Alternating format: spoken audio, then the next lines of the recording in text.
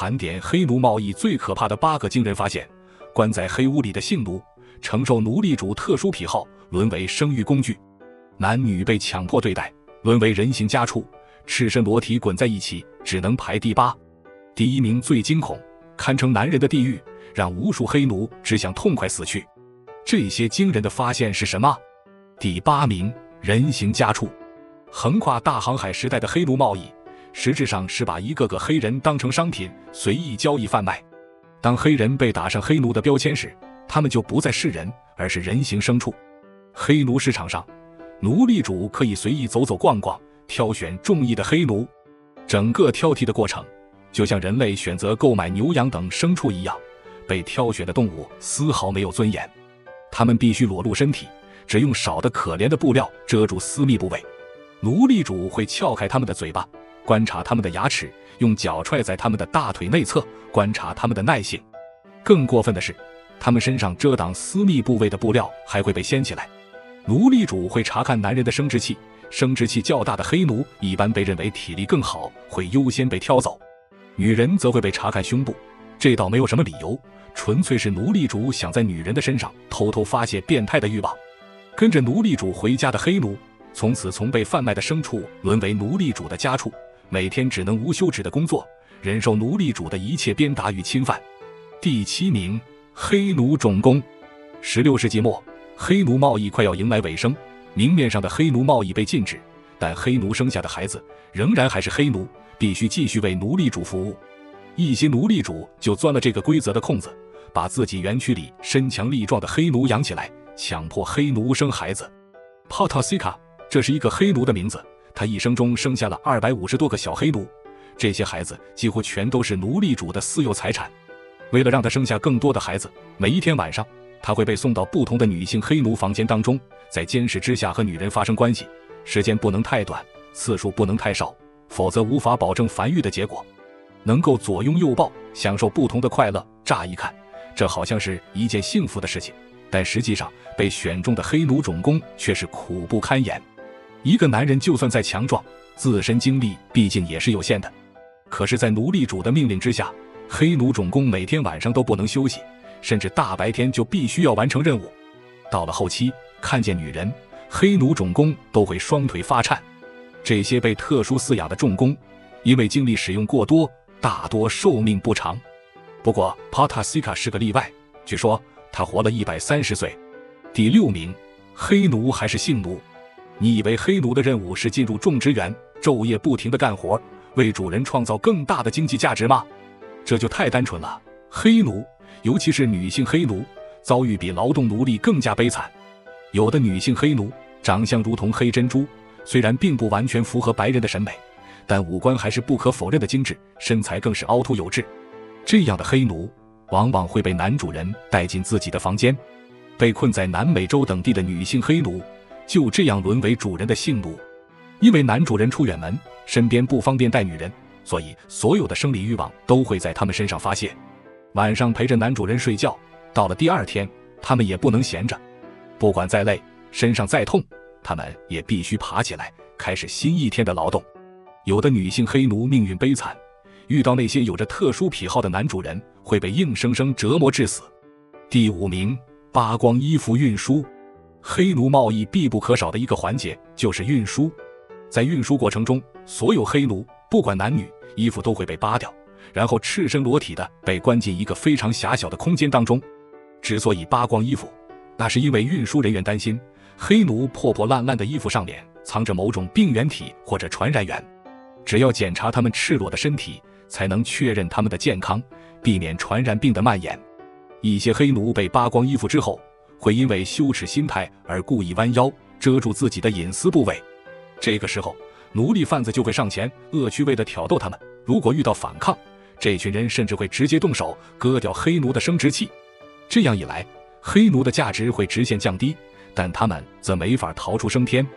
被割掉生殖器的黑奴会被集中扔到最辛苦的种植园当中，成为免费劳动力，每天忍受打骂，直到死去为止。因为赤身裸体，男女混合关押，所以黑奴还有可能在运输途中大肚子。那些怀了孩子的女性黑奴往往能因为附加价值卖个更好的价钱，所以对于这样的情况，奴隶贩子乐见其成。第4名，子宫生殖工具。如果说男性黑奴沦为种马，遭遇已经足够凄惨的话，那么女性黑奴沦为带着子宫的生殖工具，受到的摧残就更加没有人性。一些奴隶主豢养黑奴，除了需要他们做工之外，更重要的就是让他们生孩子。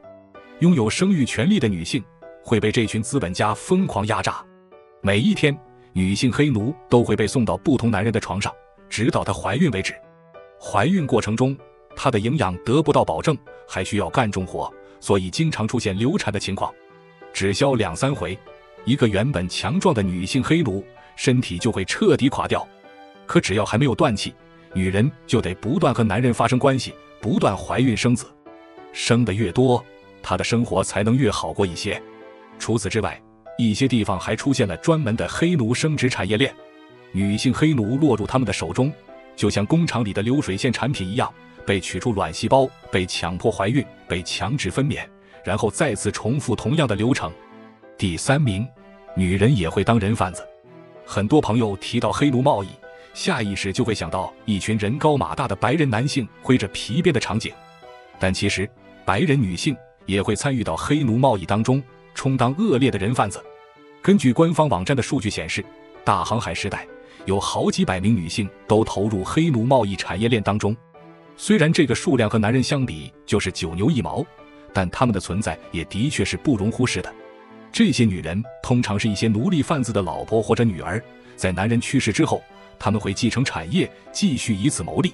美国女人玛丽·沃森是有记载的最后一批奴隶贩子，她的野心不小，打算在19世纪中期在西班牙建立新的黑奴贸易基地，和政府打擂台。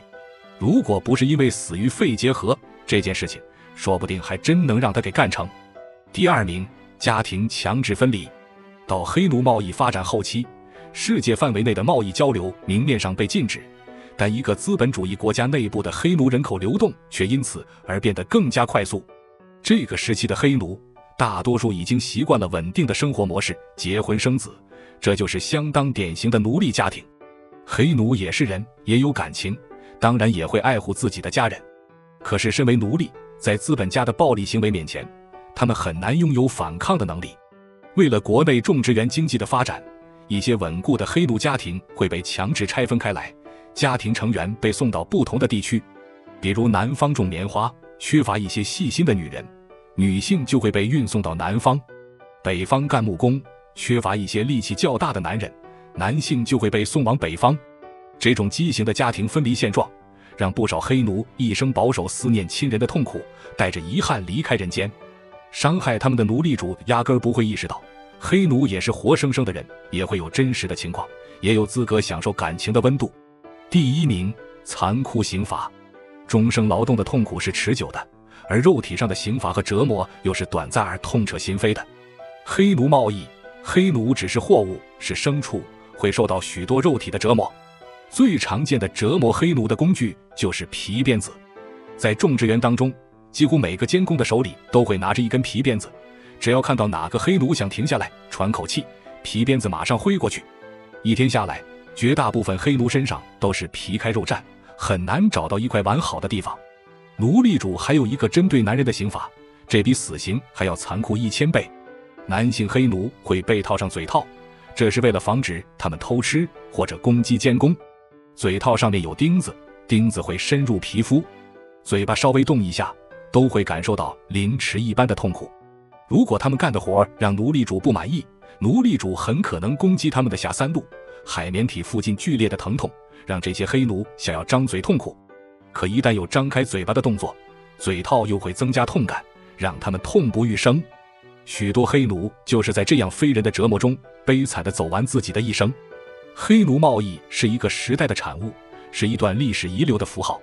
毫无疑问，它是血腥的、肮脏的、罪恶的。资本家的原始积累从黑奴的血泪中而来，幻化成一长串的罪证。